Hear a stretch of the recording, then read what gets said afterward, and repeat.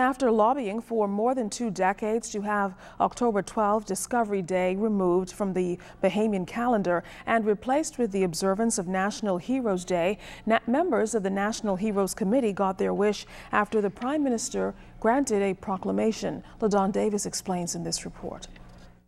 This proclamation, signed and sealed by Prime Minister the Right Honorable Perry Christie on October 4th, confirms that October 12th will be observed as National Heroes Day around the Bahamas. Legislation has also been passed in Parliament to establish this day.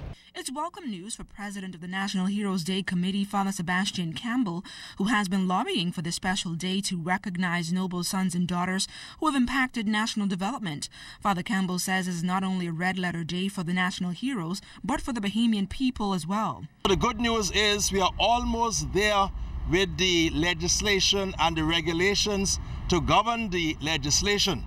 But we are there as far as the proclamation is concerned. And the Prime Minister has kept his promise to issue this proclamation, which means Bahamians can begin the celebration of national heroes now. Vice President of the National Heroes Day Committee, Freddie Munnings, says he is pleased that the Prime Minister kept his promise and says the committee plans to honor Bahamian heroes who have left an indelible mark in Bahamian history.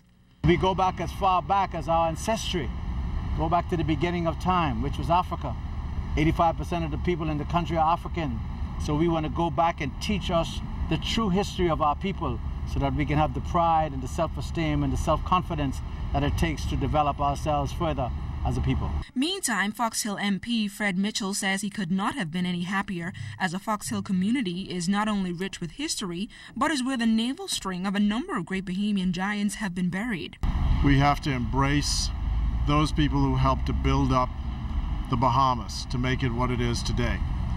Men and women of honor, of strength, courage, who sacrificed and made sure that we enjoy the freedoms that we do today.